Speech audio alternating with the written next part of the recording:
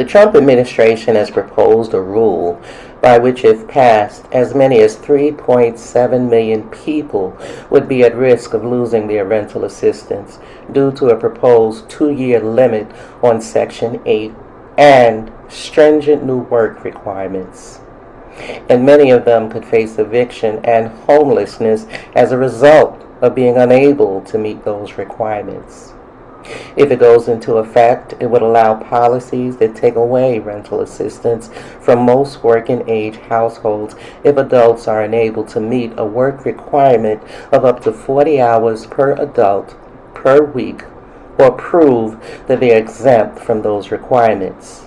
Or if the household reaches a time limit on assistance as short as 2 years. State and local housing agencies could impose these policies in 2 of the largest rental assistance programs, and private owners of subsidized housing developments could do so in a 3rd major program known as project-based rental assistance. It's the kind of assistance currently being used underneath RAD-PAC, which converts NYCHA residents into privatization underneath the program. The concern here is, what does that mean for NYCHA residents in public housing who pay 30% of their income, with the rest being subsidized by HUD funding, while continual threats and proposals to cut that funding are being made? Will those tenants be evicted if unable to pay the flat rate rent if those subsidies were to be removed? And what about NYCHA residents in developments which have been converted underneath RAD-PAC using project-based rental assistance, which allows them to pay the rent at 30%? Because if HUD is cutting Section 8 funding, and these residents have been converted from NYCHA Section 9 to Section 8, which is using project-based rental assistance, then what do these cuts mean for them? Will they too be evicted if unable to pay the market rate rent once those subsidies have been removed?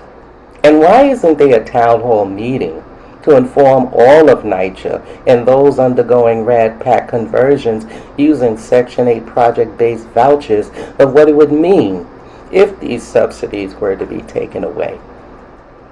I hope indeed no such thing is on the horizon. But who could underestimate the intention and purpose of all these cuts when we know for a fact they've abandoned public housing altogether in favor of its privatization, and have been chipping away at its funding, leaving no other recourse but its privatization? There's a form for comment by which each and every person in public housing, particularly those in NYCHA, which is the largest housing authority in the nation, and this form allows you to write and send commentary to HUD concerning those proposed cuts. Yet the deadline to do so is May 1st.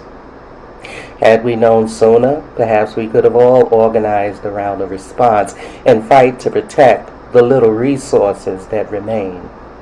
Because one thing's for certain, they've abandoned public housing and see no need to continue its funding. And if you can't see it in the cuts being made, look out into the streets, the parks, the city shelters, because that's where you'll find the truth about it and whether they have interest or concern in providing affordable housing.